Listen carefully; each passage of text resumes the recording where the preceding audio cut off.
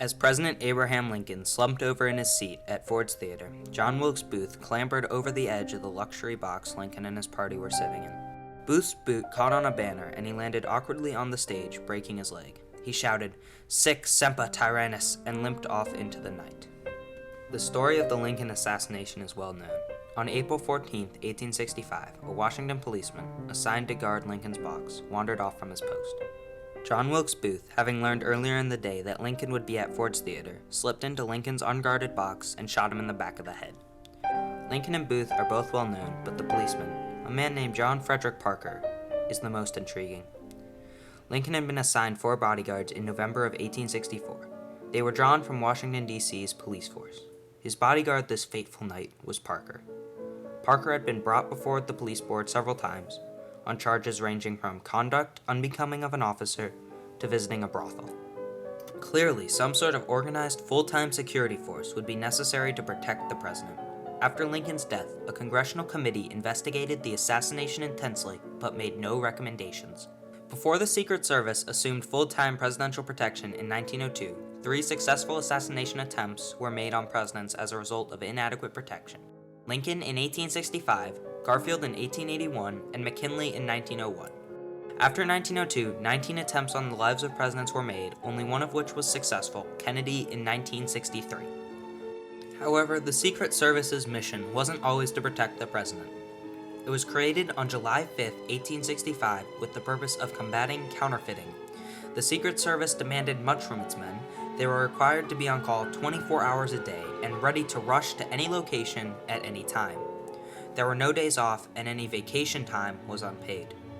Each operative maintained peak physical fitness and swore unquestioning loyalty to the agency.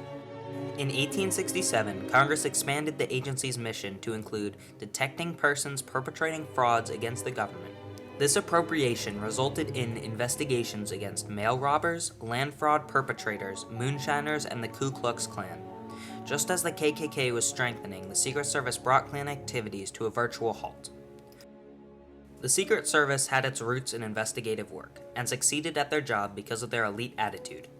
Since a large part of presidential protection involved investigating potential threats to the president, their investigative foundation prepared them well for the job ahead. On July 2, 1881, President Garfield was walking in a train station when Charles Guiteau stepped close and shot him in the back. Garfield was accompanied only by 2 of his sons and his Secretary of State. No bodyguards were present. Garfield died from complications from this bullet wound about 3 months after he was shot. America was shaken by the killing of Garfield, yet no steps were taken to officially provide the president with personal protection.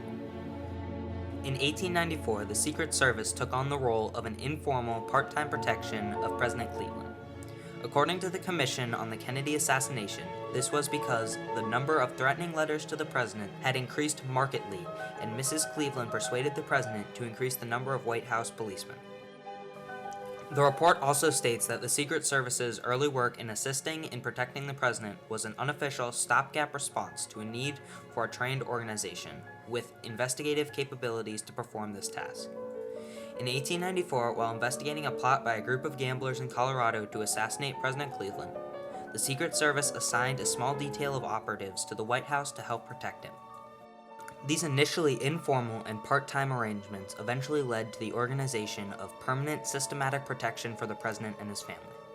The Secret Service reacted to the threat to the president not because the president's life was in danger, but rather because their job of underworld investigation forced them to protect him. No noble humanitarian sought to give the leader of the free world the protection he deserved. Rather, the people who we have to thank are gamblers from Colorado. In 1898, despite the obvious danger posed to the president from anarchists, the director of the Secret Service, William Hazel, was demoted for having used government funds to protect Cleveland and McKinley's private homes. The Secret Service had no formal authorization to protect the president. Philip Melanson, a Secret Service historian, writes that the guarding of presidential homes reeked of monarchy. However, public perception soon changed. Laurenson writes, the onset of the Spanish-American War led Congress to authorize presidential protection. A detail of 4 agents operating under a special emergency war fund was assigned to guard McKinley around the clock. In 1901, President McKinley was at the Pan American Exposition in Buffalo, New York. People passed between 2 rows of policemen and soldiers to reach the president and shake his hand. In close proximity to the president were 4 Buffalo detectives, 4 soldiers, and 3 Secret Service agents. Despite this extensive protection, no body searches of those going to meet McKinley were conducted. As a result, Leonard Czolgosz was able to approach the president with a gun hidden under a handkerchief. He shot McKinley twice at point-blank range. In 36 years, 3 presidents had been assassinated. This realization shocked the nation, and Americans became aware of the unique hazards that surrounded the presidency. According to Secret Service expert and Welsh professor Rodri Jeffries-Jones, the Secret Service started to transition to presidential protection in the aftermath of the assassination of President McKinley in 1901. The first congressional session after the attack put more effort into legislation concerning attacks on the president, but produced no results. However, Congress informally asked the Secret Service to protect the president. In 1902, since the Secret Service was the only substantive federal investigative agency, they acted on their own initiative to permanently assume the responsibility of full-time protection for the president. While debate in Congress raged for 5 years over whether or not to protect the president, and if so, how to protect him, Theodore Roosevelt received full protection from the service. However, since there was still no law authorizing presidential protection, the service's activities were completely illegal. Finally, in 1907, the service's activities were authorized by an act of Congress. From this point on, the service expanded rapidly. In 1908, they began protecting the president-elect. In 1917, fear about World War I led to the protection for the president's immediate family, and threats to the president were made illegal.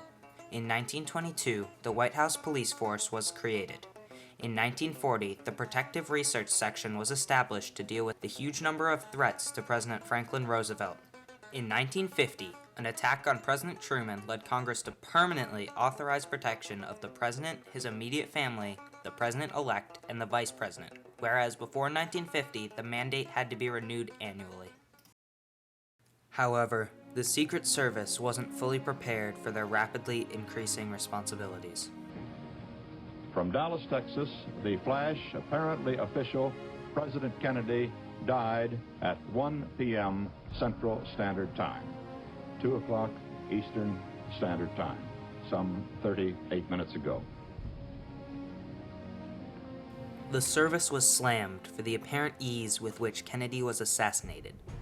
Some mistakes the service made included drinking alcohol the night before the assassination and waiting 7 seconds after the first shot to cover up the president with their bodies.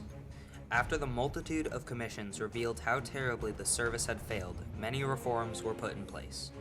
The service instituted some of the most intense selection and training processes in the world for their agents. Trainees were taken to huge training centers. Surrounded by the sounds of explosions and gunshots, they honed their reflexes and situational awareness. One popular scenario involved sending trainees into disorienting situations with little to no information, only with the orders to rescue the president or neutralize the situation. Trainees were shot at with real and rubber bullets, made to fight to near death, and forced to leave for the slightest mistake. Their preparations paid off, for the most part. On March 30th, 1981, President Reagan was walking out of the Washington Hilton Hotel when John Hinckley Jr. fired 6 times at the president.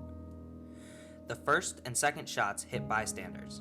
By the time the third shot was fired, Agent Jerry Parr was rushing Reagan into the nearby limo. By the time the 6th bullet ricocheted off the limo door and entered Reagan's torso, Reagan was already inside the car. Even before the last shot was fired, agents were moving in on the shooter. With guns drawn, agents secured the area as Reagan's limo sped off to the hospital. Despite having allowed unscreened people to approach the president, the service demonstrated how much it had improved since the Kennedy assassination. This group tried for hours to get an interview with someone in the service, without any results.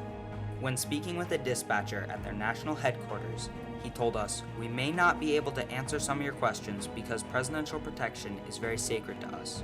Today, the Secret Service is on the edge of technological prowess. Using both rapid-fire tweets and rapid-fire handguns, the Secret Service is ready for any threat to the President of the United States. The Secret Service evolved from a simple counter-crime agency to one of the most dedicated protection agencies on the planet.